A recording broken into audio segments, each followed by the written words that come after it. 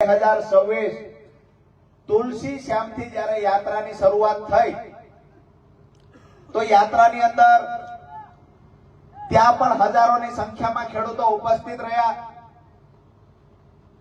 યાત્રાનું પ્રસ્થાન કર્યું, સુંદર શ્યામના દર્શન કરી, માથું ટેકવી અને પ્રસ્થાન કર્યું. એ સમયે જંગલની મધ્યમાં હજારોની સંખ્યામાં ખેડૂતો હાજર તો રહ્યા, પણ સાથે સાથે ત્યાંથી અમે જ્યારે નીકળ્યા અને રસ્તામાં સાવરકુંડલા હોય, ચલાળા હોય, અમરેલી હોય, ધારી હોય, તમામ ગામડાઓ અને શહેરોમાંથી જ્યારે પસાર થતી થતી ખેડૂત સંકલ્પ યાત્રા આજે વિસાવદર ખાતે પહોંચી છે, ત્યારે એક વાત ચોક્કસ કહીશ કે બિન રાજકીય રીતે જીવનમાં ક્યારેય મેં જોઈ ન હોય એવડી ભીડ આજ વિસાવદરમાં ખેડૂતોએ ભેગી કરી છે.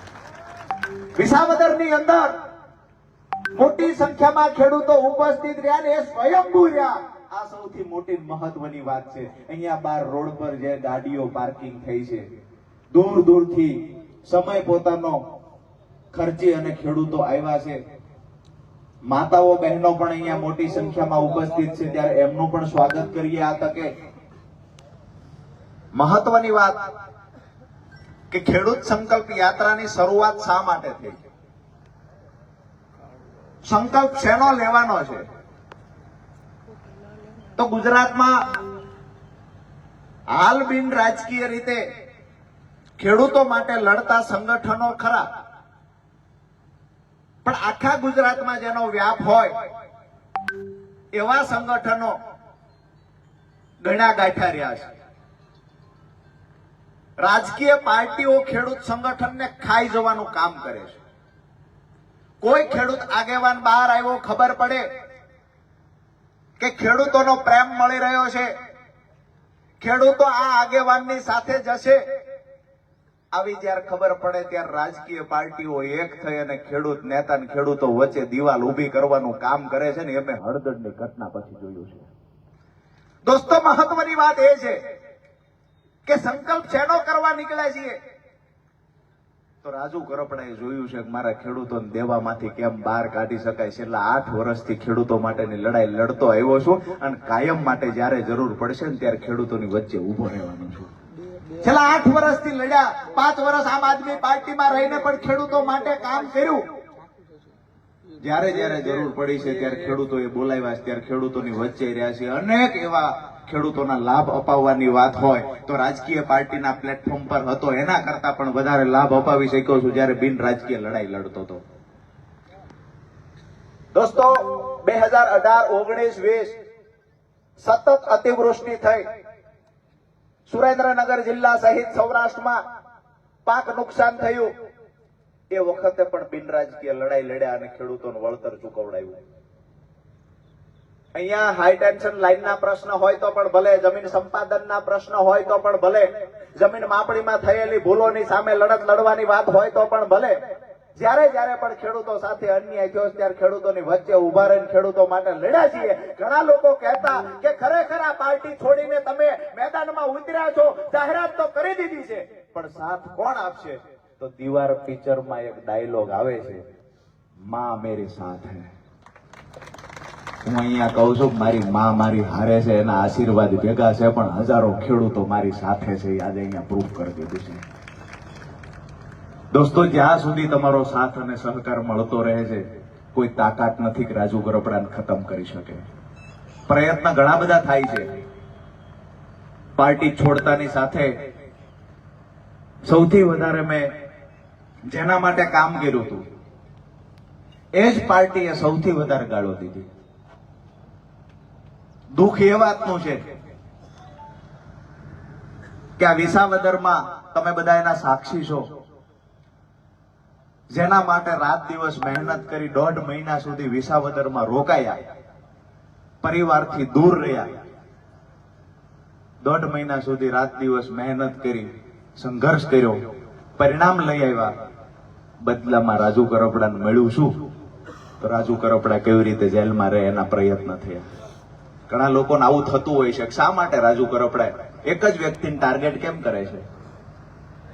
ભવિષ્યવાણી પણ કરવામાં આવી હતી, ફલાણી પાર્ટીમાં જશે, ફલાણી પાર્ટીમાં જશે. હવે ભવિષ્યવાણી હમણાં બંધ થઈ ગઈ છે. અમારે શું કરવાનું છે, રાજુ કરપડાએ શું કરવાનું છે, તો મારા ખેડૂતો નક્કી કરશે. અને આવનાર સમયમાં જ્યારે ખેડૂતો કહેશે ત્યારે રાજુ કરપડા નિર્ણય લેશે. તમને બધાને હું પૂછું છું કે હું કાંઈ પણ નિર્ણય લઉં, અત્યારે લડું છું તમારી માટે, આવનાર સમયમાં પણ લડવાનો છું. અત્યારે બિન રાજકીય લડાઈ છે. બની શકે કે અહીંયાથી સ્ટેજથી ઉતરતાની હારે જ હું કોઈ પાર્ટીમાં જોડાઈ જાઉં. તમને કોઈને વાંધો છે ખરા? બે હાથ ઊંચા કરીને મને કહો, તમને કોઈને વાંધો છે ખરા? વિસાવદર, બેહાણ, જુનાગઢના ખેડૂતોને વાંધો નથી, તમારા ધારાસભ્યોને વાંધો છે. એને ઉપાધિ ઈ કરી છે કે હાળો 22 પછી આ પેટા ચૂંટણી આવી, 22 માં મેળ નો પડ્યો, પેટા ચૂંટણી આવી. હજી પૂછજો તો ખરા, ધારાસભ્ય હાથે ગયા હતા કે આળકતરી રીતે ધક્કો મારી મોકલી દીધા હતા, પેટા ચૂંટણી જાણી જોઈને લઈ આવ્યા હતા? આ જાણવા જેવો ઇતિહાસ છે. પેટા ચૂંટણી આવી છે કે લાવવામાં આવી? ધારાસભ્ય ગયા પહેલા જ ઉમેદવાર નક્કી થઈ ગયો હતો. હિતેશભાઈ ને બાપડાને ખબર નહોતી, તો અહીંયા ઢોલની ડાકલી વગાડ્યા કરતા, હું લડીશ. નામ જાહેર થયું ત્યારે ખબર પડી. મને ફોન આવ્યો કે નામ તો મારું આવ્યું નહીં. કીધું એ તો અગાઉ નક્કી થયું હતું, ઓલા રાજીનામું નથી દીધું, તેથી નક્કી હતું કે રાજીનામું દેવડાવવું છે ને પછી ચૂંટણી લાવવાની છે. આપણે આવા રાજકીય માણા નથી. આપણું સીધું ગણિત એ છે, ધારાસભ્ય ક્યારેય બનવું નથી. ખેડૂતો માટેની લડાઈ આજીવન લડવાની છે. અને મારા ખેડૂતોના દિલમાં રાજુ કરપડા સ્થાન મળે એનાથી વિશેષ સ્થાન વિધાનસભાનું પણ નથી. જ્યાં સુધી તમારા માટે લડી શકાશે ત્યાં સુધી લડશું. ભગવાનની મરજી હશે એ દિવસે જે પણ રાજકીય પાર્ટીમાં જવાનું હશે ત્યાં જઈશું. પરંતુ આજનો તમારો પ્રેમ, તમારી લાગણી જે જોઈ છે એના પરથી એક વાતની ખાતરી આપું છું, રાજુ કરપડા જીવે ત્યાં સુધી પ્રાણ પાથરી દેવાની તૈયારી છે. તમારા પ્રેમનો ભૂખ્યો છું, આ પ્રેમ મને તમે આપ્યો છે. હજી વિસાવદરની અંદર જે લોકો વેદનાની ડાયરી લખીને ડાયરી અભેળીએ ચડાવી દીધી છે એમને પણ કહીએ છીએ, ડાયરી કુરિયર કરીને રાજુ કરપડા સુધી પુગાડો. રાજુ કરપડા ડાયરીના એક એક મુદ્દાને લઈને વિસાવદરની જનતા માટે લડવા તૈયાર છે. ગામડે ગામડે ફર્યા હતા, ડાયરી ખોવાઈ ગઈ ને વેદના વિસરાઈ ગઈ. વિષય એ છે, આવી જ રીતે કાલસારીમાં અમે સભા કરી હતી.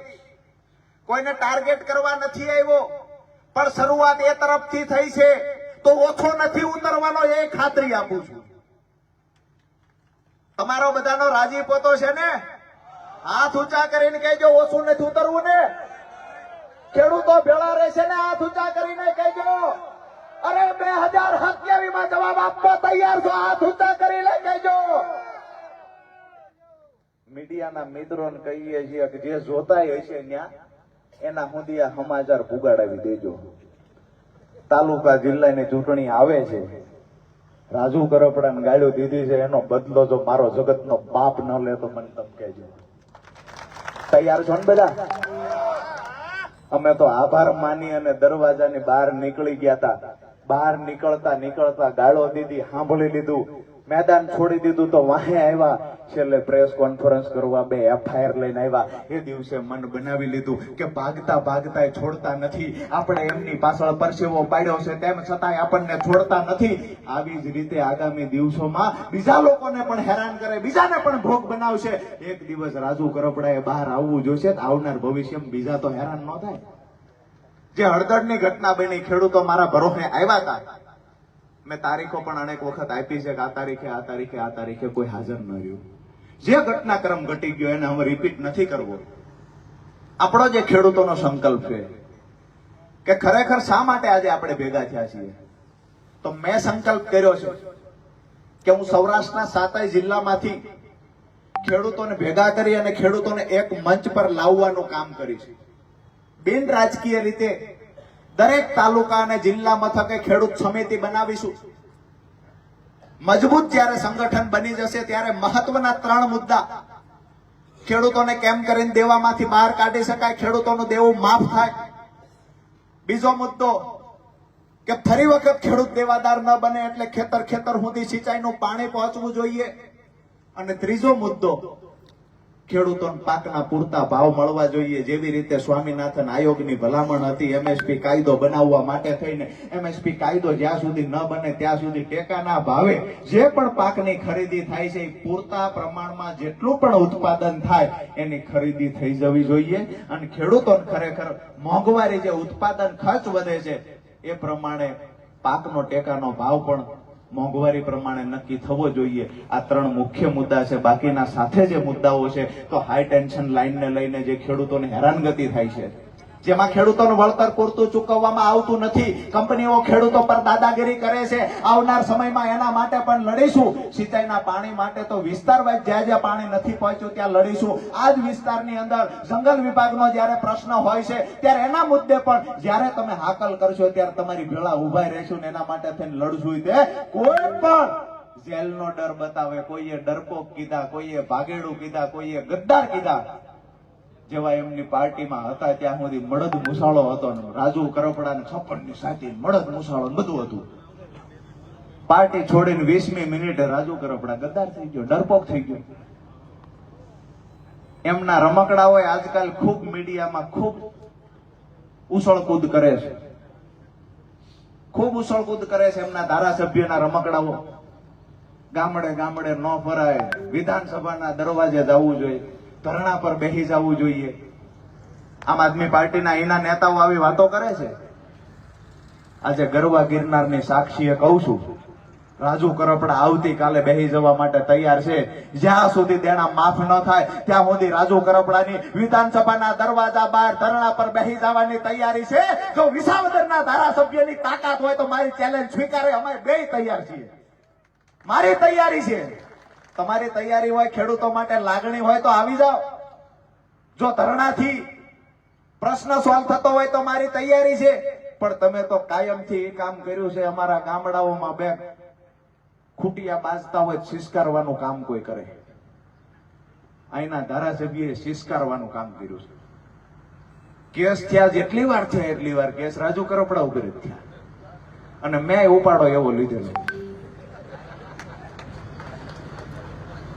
ગઈ ચૂંટણીમાં ઘડેની નવરાય ન લો. બાપડા કેટલાય સમજાવવા આવતા, માપ માર્યો માપ માર્યો. મેં કીધું નહીં, હવે તો જીતાવે છૂટક્યો છે. જીતી ગયા ભાઈ, ખબર પડી ખાડું આ તો આપણે છેતરાઈ ગયા.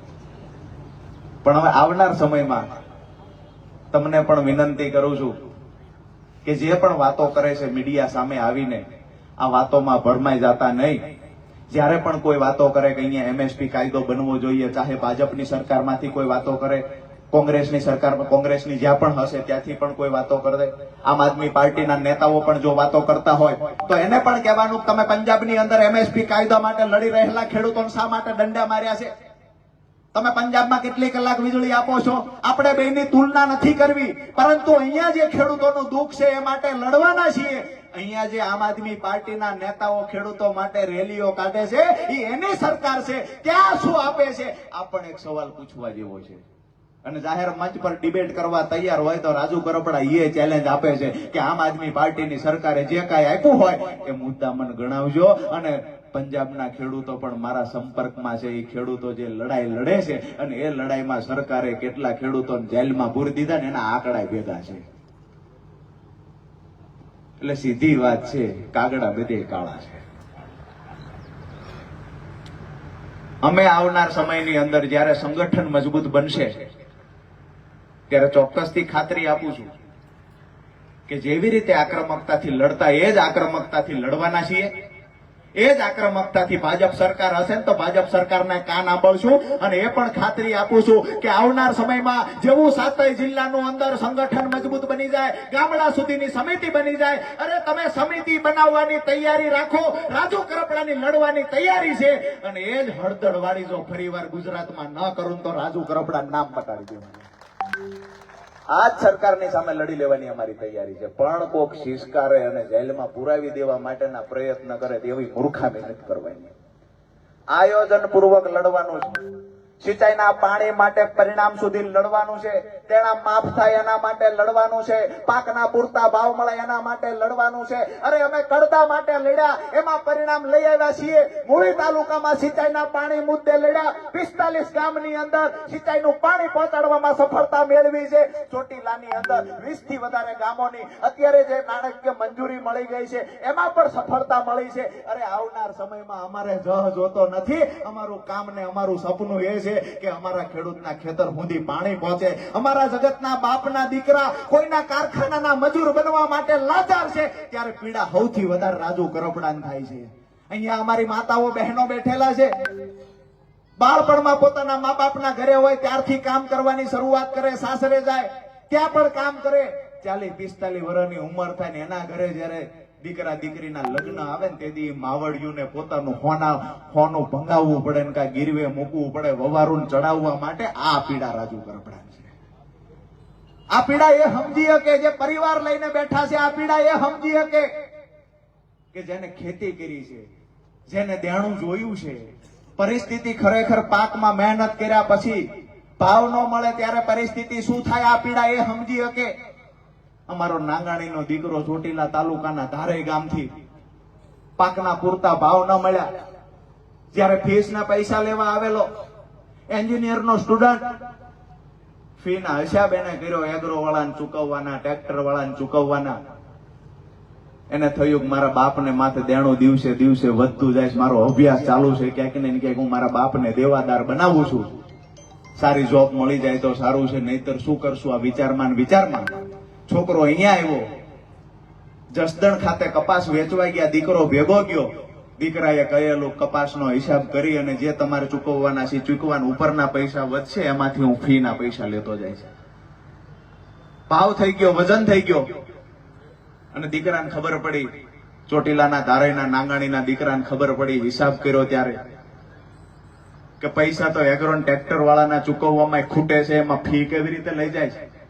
એ દીકરાએ નક્કી કર્યું કે મારા એકની શહીદી પછી જો પરિણામ મળતું હોય તો યાર્ડની અંદર સળગવું છે. એ દીકરાએ પેટ્રોલ છાંટીને પોતાની જાતને હળગાવી દીધી છે ને. આ પીડા પણ રાજુ કરપડા ભોગવે છે. હું તમને એ કહેવા માટે આવ્યો છું કે જીવતા મરી નથી જવું, શહીદ નથી થઈ જવું, પણ પોતાની જાતને ખેડૂતો માટે હળગાવી દેવી છે. અને ખેડૂતોને ઘરે અંજવાળું થાય ને એ તૈયારી સાથે મેદાને આવ્યા છીએ.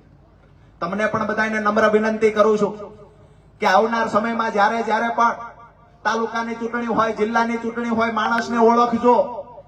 અમે છેતરાયા છીએ, તમે ન છેતરાતા. તમને સારું લાગે ત્યાં મત આપજો, અમે ના નથી પાડતા. તમને જ્યાં સારું લાગે ત્યાં આપજો, પણ જેને મને ગાળું દીધી છે એને એકને સાઈડમાં કરીને કહેજો બાપા તેમ પરો ખાવે કઈ કહેશો તો ખરા ને. બે હાથ ઊંચા કરીને સહકાર તો આપો છો ને. આકલો તો તમારો ગજબ છે.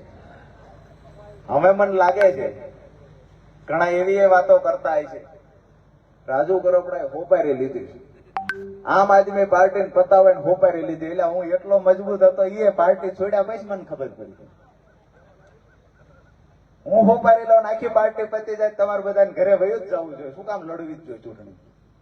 35 વર્ષનો યુવાન હોપારી લે અને આમ આદમી પાર્ટીને પતાવી દે તો એ આમ આદમી પાર્ટીની તાકાત કેવડી છે. ઘણા બધા આમાં લાગી પડ્યા છે. આજ તો સ્પેશિયલ ઓફિસે બેહાર્યા છે. અમે કહીએ છીએ કે તમારા બાળપણમાં જે જન્મતા વેદ સંસ્કાર તમારા મા બાપે આપ્યા હોય એવું લખજો, તોય ગાળું લખાલેખ થયા, સમજવામાં જ નથી. લખાલેખ થયા છે. અને મેં નક્કી કર્યું છે કે હારવાનું નથી, નિરાશ થવાનું નથી. ખેડૂતો માટે લડવા નીકળ્યા છીએ, દંડાઈ ખાઈશું, જેલમાં જઈશું. મેં ક્યારે એવું નથી કીધું હું 108 દી જેલમાં, 108 દી જેલમાં રહ્યો. એટલે પણ શું કામ રહ્યા? ખેડૂતો માટે રહ્યા ને. ખેડૂત નેતા તરીકે જયારે તમે જેલમાં જાઓ છો એ કોઈ સંભળાવવાની વાત નથી. આજે એ વાતના ખુલાસા કરી દઉં કે ખેડૂતો માટે લડતા લડતા રાજુ કરપડા 108 દિવસ નહીં 1.5 વર્ષ જેલમાં રહ્યો કટકે કટકે. આમ આદમી પાર્ટીનો એક નેતા બતાવે ખેડૂતો માટે લડતા લડતા જેલમાં ગયા હોય. અમે ખેડૂતો માટે સતત કામ કર્યું છે ને, એટલે જ આજે હજારોની સંખ્યામાં વિસાવદરની ભૂમિ પર ખેડૂતો એકત્રિત થયા છે. આવનાર દિવસોમાં જે પણ પાર્ટી તમને સારી લાગે એ પાર્ટીને સહકાર આપજો. મારી તો એટલી જ વાત છે કે જેને મને ગાળું દીધી છે ને એને એક વખત પરિણામ બતાવજો. એક વખત બતાવજો કે અમારા નાના ભાઈને, અમારા ખેડૂતના દીકરાને તમારા માટે આટલો સમય કામ કર્યા પછી જો તમે ખરાબ ચિતરવાના પ્રયત્ન કરતા હોય તો અમે ખેડૂતો રાજુ કરપડાની ભેળા છીએ. આપણી વચ્ચે જેને દિવાલ ઊભી કરવાના પ્રયત્ન કર્યા છે એને જવાબ આપવાનો સમય પણ પાકી ગયો છે. દોસ્તો, આવનાર સમયમાં ફરી વખત જ્યારે પણ મળવાનું થશે ત્યારે મહત્વની વાતો કરશું. પણ આજની સભામાં અહીંયા જ્યારે હું આવતો ત્યારે મેં ગાડીઓનો કાફલો જોયો. મારે પોતાને પહોંચતા 1 કલાક લેટ થયું. લગભગ 500 થી વધારે ગાડીઓ રોડ પર રેલી સ્વરૂપે આવતી. આનાથી વધારે ખુશીની વાત બીજી કઈ હોય? આજે ખરેખર ખેડૂતના દીકરા તરીકે આનંદ અનુભવું છું. મેં મારા જીવનમાં જેટલું પણ ખેડૂતો માટે કર્યું, જેટલું પણ મહેનત કરી, મારા માવતર પણ ઘણી વખત એવું કે બેટા સતત તું આ માટે દોડ જ, શાંતિથી બેસીને ઘરે ખાવ ને બદલામ શું મળશે, વળતર શું મળશે? આજે લાઈવ જોતા હોય તો મારા મા બાપને કહું છું, વળતર આ મળ્યું છે. ખેડૂતો રાજુ કરપડાની ભેળા આજુબાજુ. આ દિવસ ખુશીનો દિવસ છે, એની સાથે એ પણ કહું છું કે આ દિવસ દુઃખનો દિવસ છે ને. એ દિવસે તમે મારી ભેળા ઉભા રહ્યા છો, ખંભે હાથ મૂકીને કીધું છે કે રાજુ એકલો નથી, એમ ખેડૂતો તારી ભેળા ઉભા છીએ. આ એ જ ભૂમિ છે જે આજથી 8-9 મહિના પહેલા અમે એક ઉમેદવારને ચૂંટાવવા માટે થઈને, આ એ જ ભૂમિ છે જ્યાં ગામડે ગામડે હું ફરતો હતો અને ખેડૂતોનો મને પ્રેમ મળતો. મને એક વખત સ્વીકારું છું, હકીકત સ્વીકારું છું, વિચાર એક વખત આવેલો, ફરી વખત વિસાવદરના ખેડૂતો મને સ્વીકારશે ખરા? પાર્ટી તો છોડી દીધી છે, વિસાવદરના ખેડૂતો મને સ્વીકારશે? આજે આવ્યો છું, છાતી ગજગજ ફૂલે છે કે વિસાવદરના ખેડૂતોએ સ્વીકાર્યો તો છે પણ ફૂલડે વધાર્યા છે. લાખો કરોડો રૂપિયાના ખર્ચ કરીને જે સભાઓ રાજકીય પાર્ટી નથી કરી શકતી, સભા બિન રાજકીય કરી છે અને એમાં હજારોની સંખ્યામાં ખેડૂતો ઉપસ્થિત છે. આપ સૌનો જેટલો પણ આભાર માનું એટલો ઓછો છે. આવનાર દિવસોમાં તમારા કોઈ પણ મુદ્દા છે એ મુદ્દે કાયમ માટે રાજુ કરપડા લડશે એની ખાતરી આપું છું. આ યાત્રા અમારી આગળ વધી રહી છે. આજે અહીંયા જ સત્તાધાર ખાતે રાત્રિ રોકાણ થશે. ત્યાર પછી આવતીકાલે માળિયા હાટીના અને કેશોદ છે. 23 તારીખે જામનગર અને મોરબી, 24 તારીખે જસદણ છે રાજકોટના, અને સુરેન્દ્રનગરના સુદામડા સમાપન છે. આ યાત્રા પૂરી થશે ત્યારે અનેક ઐતિહાસિક ઘટનાઓ ઘટી રહી છે.